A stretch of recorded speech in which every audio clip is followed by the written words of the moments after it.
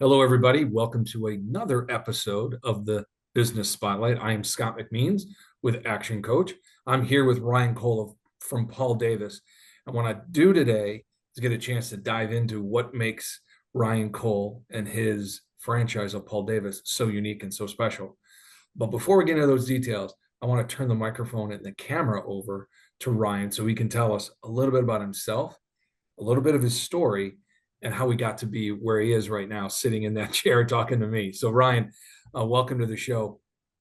Yeah, absolutely. Thanks, Scott. I appreciate it. The chance to be able to share my story is always a fun thing, and really a little bit about Paul Davis and what we do. So, I have been the owner here of Paul Davis Cleveland West for about 2 years. Started with owner school a little bit before that.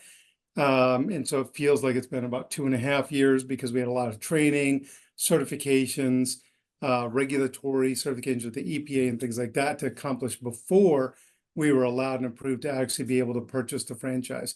So we purchased an existing franchise. I have a couple business partners that came together, and there was a partnership that owned this particular office. And so we did a stock purchase where we purchased the shares of the previous owners and took over the company as is. So that was a really cool opportunity for us. And really, it came about um, from the fact that I was previously in the insurance business.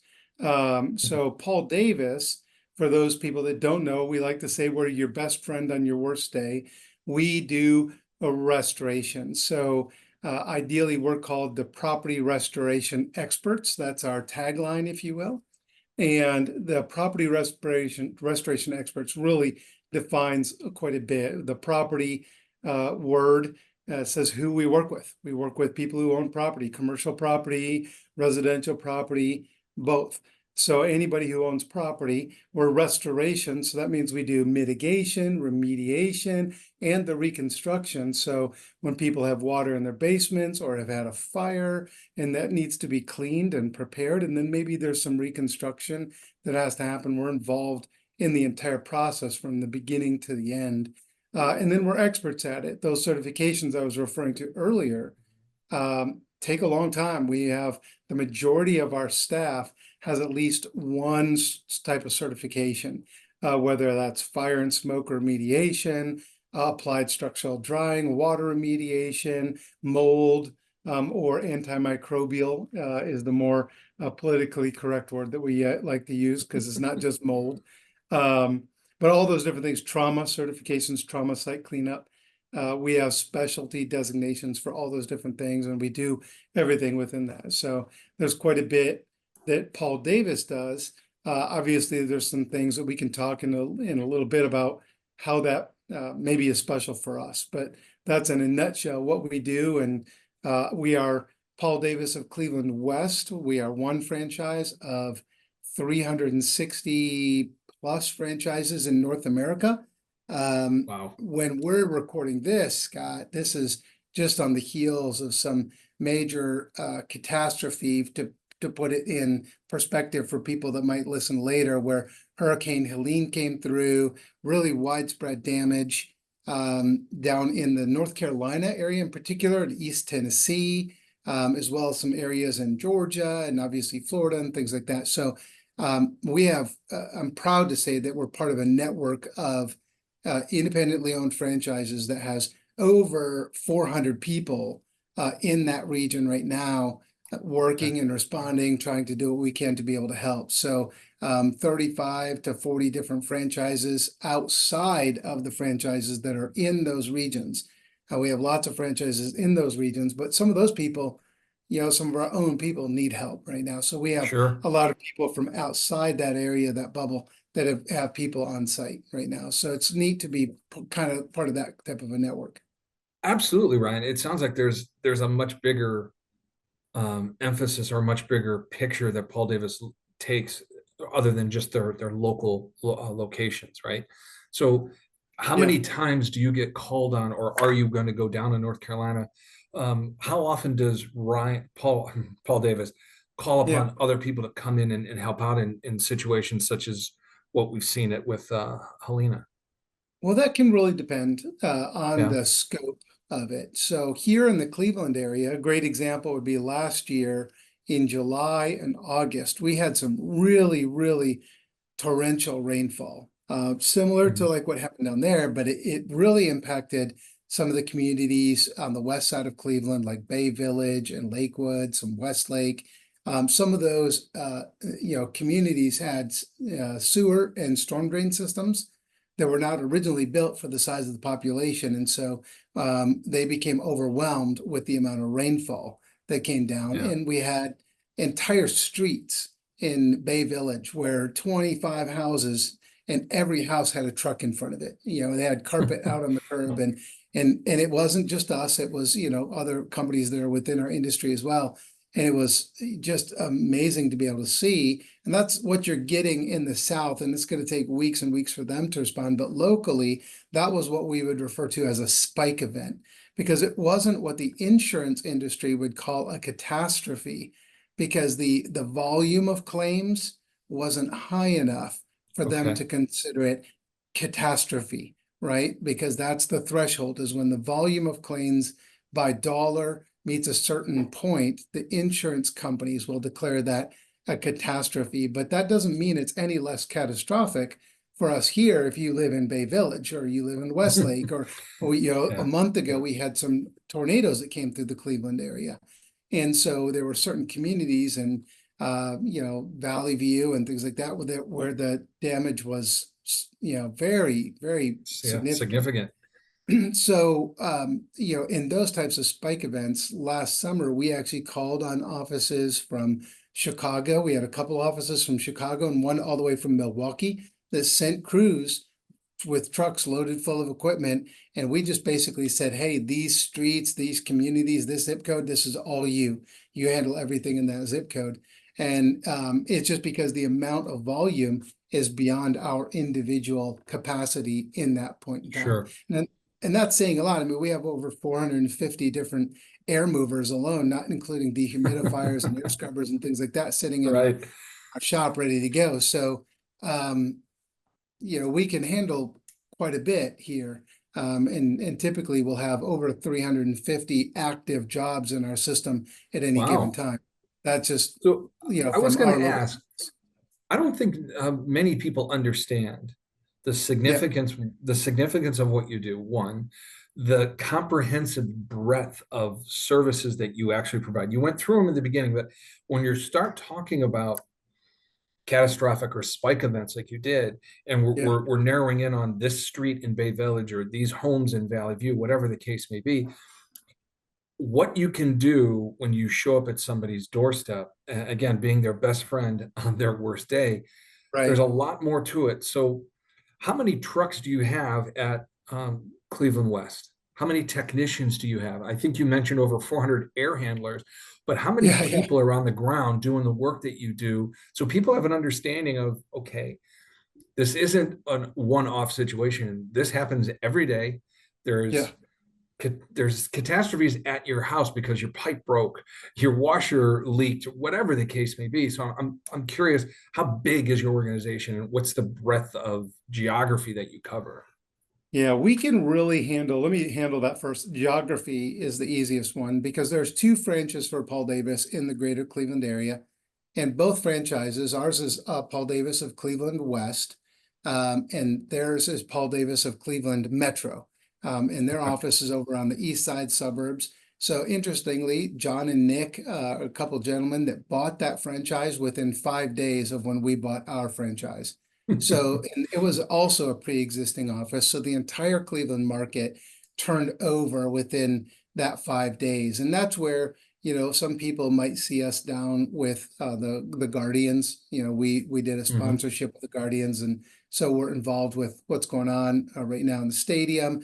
But in addition to that, people have probably seen us a lot more visibly because we also put our project supervisors and our estimators in both our office, and John and Nick and their franchise made the just coincidentally at the same time the decision to put all of those field-based employees in wrapped fleet vehicles.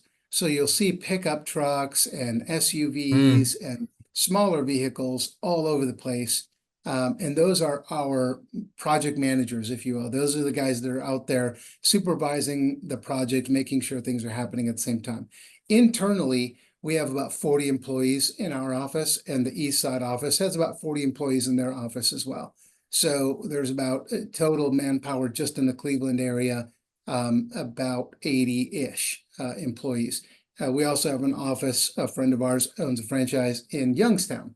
And so that would be another person who's kind of close by, where if we need some immediate help, both the East Side franchise would be able to compound on our capacity, as well as the Youngstown office. And then we've also got Columbus and Cincinnati, Dayton, and Detroit and Pittsburgh and things like that that can come in to help. But individually, around 40 employees just here that we started. We started in January 3rd of 2023, when we purchased a franchise, we had 22 employees.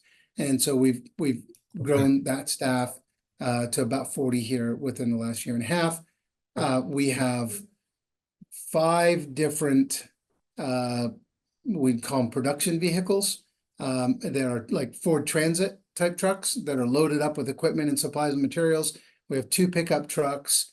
And then in our other fleet, a big giant trailer that we can pull behind and load that up with equipment as well. So and those vehicles are all out in the field every day, taking care of people. Yeah. And to your point, it is very much more frequent than what people expect. People's refrigerator supply lines break, pop, leak. The supply line to the bathroom, sink or toilet breaks. Toilets overflow, dishwashers break. That stuff happens every day. We get phone calls from, and then that's just water losses. That doesn't include fire or people who find mold in their house, or any of those types of things. Yeah, like I said, there's a lot that goes on. I'm curious. I think I understand this, but I want you to explain how your operation works. You have 40 employees, and you coordinate activity from phone calls or insurance claims, whatever. How many subcontractors do you work with? Because you don't have maybe you do a full-time construction crew, a full-time carpet installation crew. How does this work for you? Right? Because I'm going down this path, Ryan, because I think it's a much different managerial skill set that you need to have to do what you do. And I want people to learn, okay, you don't have to have one management style. So walk me through what it is you have as far as subcontractors and full-time employees. Yeah, so the 40 full-time employees, about 15 of those are involved in the actual job management side of things. Right, actually running, supervising, organizing. They're either doing estimating. So an estimator is the guy who goes out and scopes the project, puts together the bid, works with the insurance adjuster to be able to get that approved. That's his job as an estimator. Then we have construction supervisors that are actually managing the construction process. Those guys that's on the rebuild side. So we have 4 guys who that's all they do. And they are working with those sub trades. So we have our own crews. We have a framer. We have some guys who can do drywall that are internal employees, but they're not doing that every day. They might be in someone's basement one day extracting water, and then the next day they're on a job doing drywall. Okay. So they have a lot of cross-trained employees too. Right. They come from the drywall industry, but if we have a particular subcontractor on a job, it might be easier and more cost-effective for both the homeowner, who is what our client is, and the insurance company, if we have that subcontractor just do the whole job instead of breaking it into 3 or 4 different parts. It's not necessarily more efficient, and it's could be cost neutral. So yeah, we have project management. We have about 15 employees who are in the field doing that work, whether that's working with contents, because we do pack out people's contents and we store them off site. So in their personal property, we could also clean that personal property, textiles, couches, anything that the insurance company deems salvageable, we can take out from the home. We can also inventory the contents that are in the house, and provide that inventory list and photos to the insured, the homeowner, the property owner, and the insurance company as well. So that way they're able Okay. to do the reconciliation on property. But there's a lot of different, to your point, there's a lot of different components. My job, as the president and CEO for the company is really more, a high level, Mhm. and, vision casting. And I struggle with that. I mean, and some other people might be like, I want to be boots on the ground. So my previous experience, and something that sets our office apart really, is that my background is in insurance. I'm an insurance agent. I still am a licensed property and casualty insurance agent. I'm also a registered advisor, a registered representative for investments. And that's the world that I came out of. I owned, with my wife, we owned 3 Allstate agencies. I also sold those agencies and opened up an independent agency. And it was after that that I came into ownership with Paul Davis.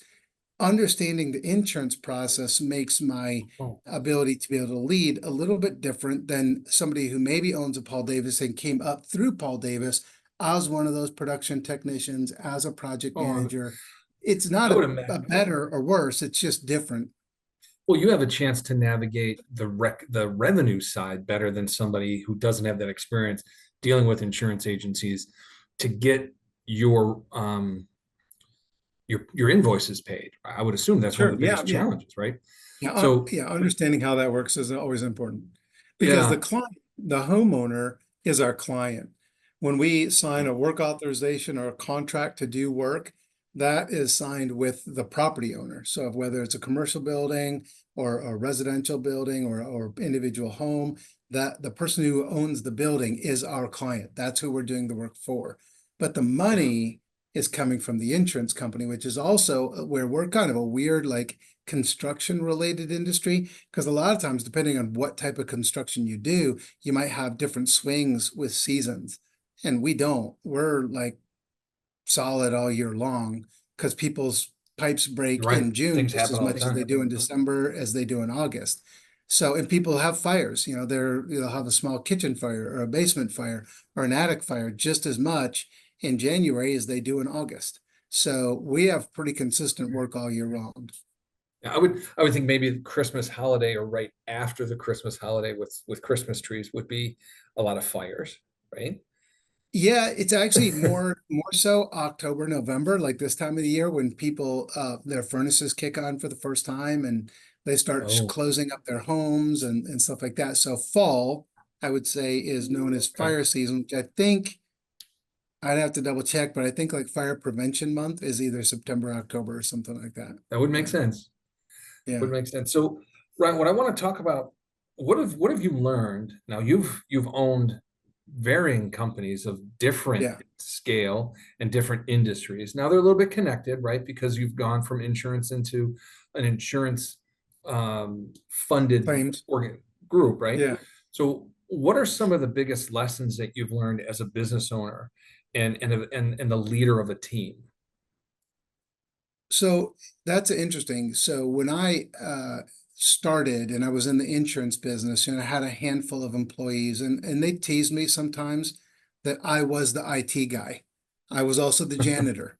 Yeah. Because when you do that, and I think it doesn't matter necessarily if you're a small business, maybe somebody would call you a mom and pop shop. There's a lot of times you're carrying more than one role.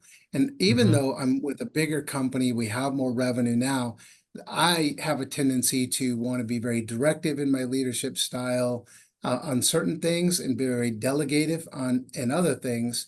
What I crave to do is to be able to stay in my lane, but I sometimes get in my own way, right? I don't, Okay. every business owner has issues. I know some guys who are a little bit too hands off, and Mhm. their struggle is, hey, I need to be a little bit more involved, and I need to be involved in some of the day-to-day stuff and have better optics on what's actually happening. Sometimes I'm in the same thing. My optics need to be better, but it's because I need to be stepping out and looking Yeah. at that higher level, larger picture from direction. So that's a big part of my job. And sometimes I Mhm. get distracted by minute conversations or individual details, and I want to be involved, partially because I still have lots to learn. I mean, the more I do in executive leadership and business ownership, the more I learn that I don't know everything. I have more to learn. I've learned Yeah. that I have more to learn all the time, and I should always be growing. And I need to demonstrate that for my team. So I need, purposeful improvement, strength growth, all those different things. Focus on your weaknesses, but also focus on your strengths. Like it's never ending, right? And the way you I- can continue to grow and improve and be able to take your business to a new place. Well, what I can tell you from experience and what I've been able to do as working with my clients, knowing is half the battle. Recognizing is really strong step in moving forward in how you can be a better contributor to your own business. And I think the phrase you said was purposeful improvement. That is one of Yeah. the best ways of phrasing continuous education or constant learning or whatever you want to frame it as. But it's purposeful improvement to me means I want to get better so I can be better. And I'm not going to just read a book to read a book. I'm going to read a book that I need to read, or I'm going to do Right. something, take a class, get help to make sure that I do what I need to do to be a better contributor to my business. And that's a huge step. And that's something that most business owners struggle with. As you said, I want to be so finitely involved in what's going on, but then I can't do my strategy. Once I do my strategy, I can't be finitely involved in the details. You have to find Right. that balance. And it's not an easy thing to do, but it sounds like because of your experience, you've been able to transition from one type of business to another and actually take learnings from one business and bring it to this business, which brings me to what's the biggest challenge you have right now that maybe somebody can resonate with. Well, I mean, this sounds kind of goofy and maybe it's a little bit trite, but it's what I was just talking about. So, Yeah. Okay. not even that, but like within my team, we've reorganized and restructured because we've added a lot of bodies. And so you have this growth and you're trying to be able to take your business to scale, or maybe you are at scale and you're trying to grow at scale. There's all these different terms that we can, throw out that are business ease kind Mhm. of things. But at the end of the day, when I look at that, I'm like, I understand I can't do it all myself. Now I need to be able to either promote or bring in other leaders who have skill sets that are different than mine, that are better than mine. I can't be offended or threatened by that. I need to embrace that. And I need to empower them, equip them, and educate them to be able to take leadership. Mhm. Because otherwise, then to where I get stuck, because I have that tendency to get down and to come down into where I shouldn't be. Like if I don't empower those people, I almost need to, my biggest challenge is making sure those people are in place and are actually doing so that I can then sit back and tell myself they're good. They don't need you to interject, Yep. right? They've got it. And so in some ways, over the last few years, I've learned to do that really well. In other ways, I still struggle with it. And I think that'll be kind of an ongoing battle for me for quite a while. Sure. And it's an interesting parallel to you're fixing somebody's home. You have so many people helping you out to do all this, and yet you somehow lose the forest of the trees because you're trying to do everything for everybody, right? Yep. In your own business. And I'm not saying that to be difficult for you. I'm saying that it's great that you recognize that. And I think one of the biggest things that any business owner can do is literally take monster steps backwards and look at your business differently with a different perspective and realize, am I doing what I'm supposed to be doing? Or am I doing this just to fulfill some other obligation that doesn't mean anything? And I think once you do that, as you've described, Ryan, you have yourself in a much better position. Steve Jobs is one of the revolutionary business minds, and he always said, I don't hire smart people to tell them what to do. I hire smart people so they can tell me what to do. And when you Right. surround yourself with a team of people you can trust, that's a team of people that'll be unbelievable for you. So I Yep. love the idea that you have this recognition of yourself and there's an opportunity to say, all right, I can be better and I'm working towards that. That's a huge business lesson everybody can learn. Yeah. Speaking of which, what would be the one business lesson or a piece of advice you'd give somebody who is thinking about buying a franchise or starting a business up on their own? Ooh, that's a good question. because there's so many different options out there. Yeah. I think you want to, it may seem simple to say, but you want to do something that you can enjoy or something that draws your attention. I don't think you necessarily want to, if you're going to do, whether it's a small business and you're just putting up your own shingle, or you're going over to the franchise route, you want it to be in something that, it draws your curiosity, or you want to know more about that business because you're going to have to. There's a different level of business ownership at some point in time where you're like, people always say work on your business, not in your business. Yeah. And I think there's that next level where at some point in time, maybe you're more of just an investor and you're working above the business. And Yes. other people are doing the working in and on. And that's certainly a place where, maybe I look at and go, I'd like to be there at some point in time. But to be able Yeah. to get started in the business, like if you're talking about starting a business, you're starting much smaller. And that's where you need to have something that you're going to be okay with investing some time with. You have to know it's going to take more time than you think it's going to take, and you're going to Yeah. have to work harder than you think you're going to have to work. But the rewards are out of this world. I mean, Yes. from usually, monetary is great, but you're also talking about the simple things about knowing that you did something well, knowing that you produced a good product. There's so much that's not tangible, that comes with business ownership and kind of running your own ship that, I always joke with people. I just tell people, well, I'm just a really bad employee. Why do you Because I say like that? to because I like to do things my way. I don't like to do things somebody else's way. And I've been a natural rebel my entire life. Um, I kind of always rooting for the underdog, and there's just certain things about me that make it that business ownership has been a good fit for me. From I have that entrepreneur's mindset, I guess, Yeah. and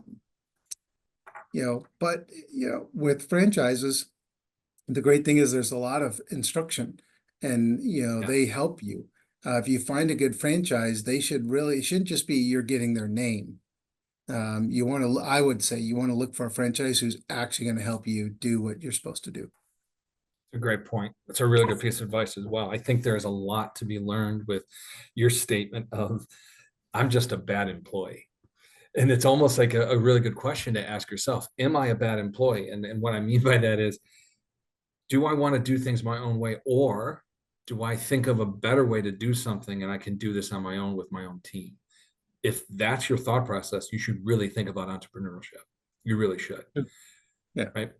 And the other thing I'm going to tie back in is, you said find a position or find a company that you want to work with that you are drawn to, you can enjoy, and it leaves you with a sense of curiosity. And that's what I think I have done with business coaching, because I'm constantly learning and I'm always trying to figure out something new.